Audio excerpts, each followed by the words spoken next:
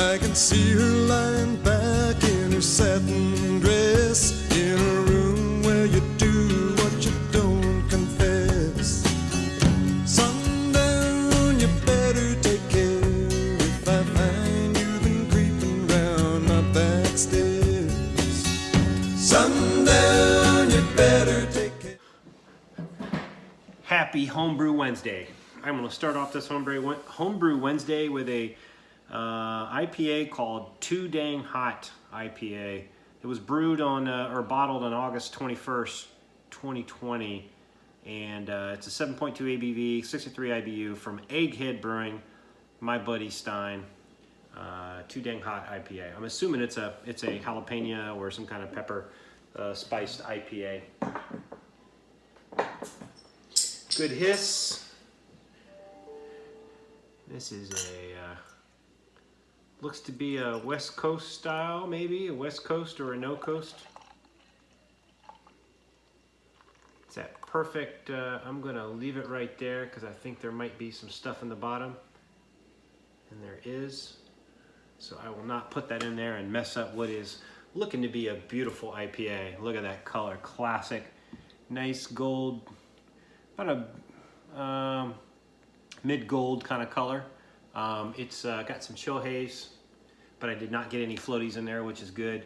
It's got a one finger kind of creamy tight pack bubble head. Good lacing on there. Yeah, I'm excited about this. Let me get a nose on it. Yeah, I think I get some peppers. I'm assuming that's why he said Too Dang Hot IPA. I don't know, maybe he was just brewing it. He does live in Arizona, so. I think the hops have faded a bit because this thing was bottled quite a bit ago. So that's why I wanted to do this review first. But yeah, it smells clean. It smells good. So, all right, cheers.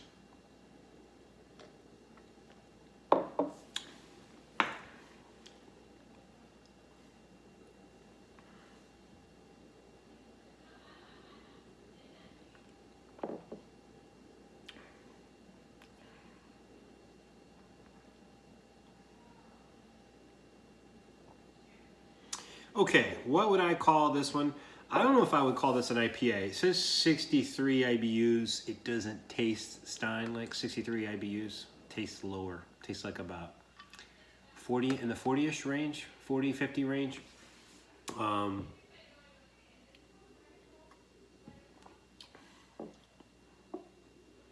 Yeah, I guess it's got enough bitterness. Maybe it's like barely in the IPA category. I would almost put this at like a pale ale. But now that I drink a little bit more, I do get a little bit more of the bitterness. But so the carb is perfect, very clean, no fermentation issues or off flavors or off aromas or anything like that.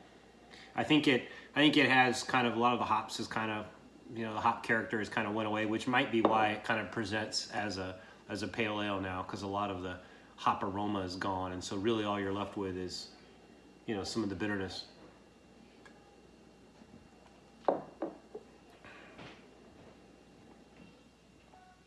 But yeah, very clean beer. Yeah, Stein makes really clean beers. I want to know what your bittering, your hop schedule is, because I might have some suggestions for you on bittering. Oh, but okay, let's talk. So I just picked up a box of brewing supplies. First of all, thank you, Stein, again for the beer mail, and I have a couple of other reviews to put up. I have a special beer that he did, which is our collaboration porter, which I'm going to wait until I got his package sitting over here. I just created the shipping label for it, so I'm going to, along with some others, and I'm going to send that out whenever the UPS guy will pick it up. We're supposed to have snow coming here tomorrow, so I don't know if they're going to get here tomorrow, but whenever I get an appointment, and however long it takes to get out there, I guess. But yeah, I'll be doing the beer ferry, dropping some packages here shortly. Anyway, I went to the homebrew supply store and picked up some brewing supplies for a porter that I'm gonna do. It's Dean's Utterly Delicious smoked maple porter. So I kind of gave away what all's in it. Yeah, so it's got Maris Otter. It's got about 8 pounds of Maris Otter, a pound and a half of Crystal 120, 2 pounds of smoked malt, and I think I got Dutch smoked malt because that's all they had. What else is in it? 1/4 ounce of black debittered malt, and 1 pound of Gold Pills Vienna. And I've talked about Gold Pills Vienna before. That's I think it's Breeze Gold Pills Vienna. I really like. I don't know if it really does anything for this beer, but on extra special bitters, I love using Gold Pills Vienna because it gives it a real graham cracker kind of quality. Not biscuity. It's more of a graham cracker. And every time I use it, whether it's an IPA or an ESB or something, folks always comment on the graham cracker quality, and it's definitely from the Gold Pills Vienna.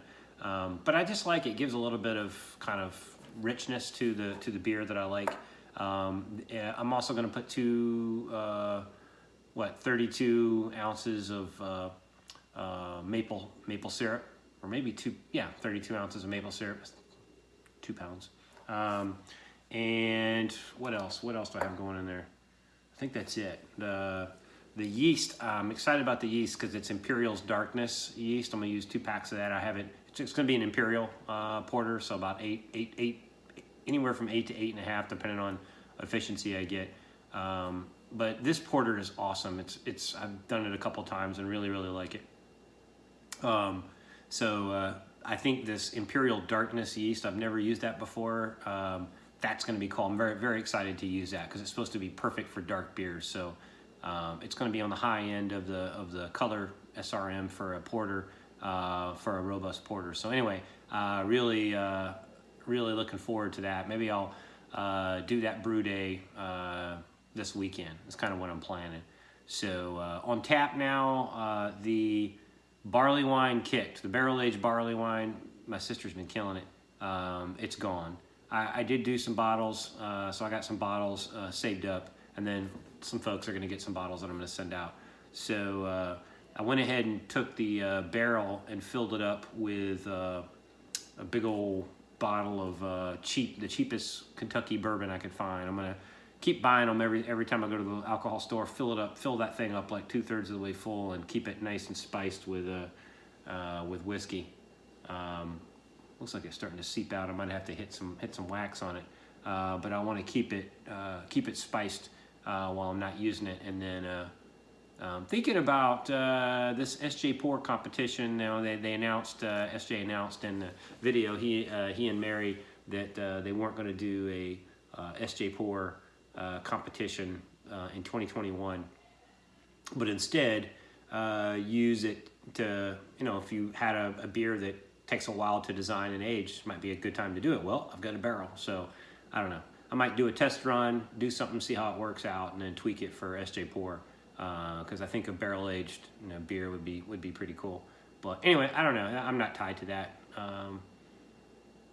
The opportunities are endless. But I suspect there's going to be a lot of high-gravity beers, seeing that we're going to have a year to plan for the next SJ Pour competition. So should be interesting. getting through the tastings. There's going to be a lot of high-gravity beers. So anyway, that's all I really got for today. Thank you again for the beer stein. This is awesome. Sounds weird to say thank you for the beer stein, but anyway, have yourself a happy homebrew and have a very happy homebrew Wednesday. Oh, my Redskins, or Washington football team, or whatever the hell they call themselves, man, they're like doing it. Oh, and the Army, we beat Navy. I mean, it was like the perfect sports weekend for me. Army won, beat the Navy, so we took the took the bragging rights back from them from our last year's hiccup. Our record is now 8-2, and I think we're going to go play the Air Force for the Commanders Cup for all the marbles, for the Undisputed Commanders Cup on the 19th. So big time excitement for this weekend for that. Man, we won. Always winning the Army Navy is a great thing. And then the Washington football team follows up their beating the undefeated Steelers with beating the San Francisco 49ers. So they've had, 4 straight wins now, I think. That's probably the most. I think that's the most wins they've had strung together since 2016 or something like that. But they're on the march, and they're atop their division alone. So looks like they're going to get into playoffs. Would have never seen that coming. So anyway, and have yourself a very happy Homebrew Wednesday. Cheers.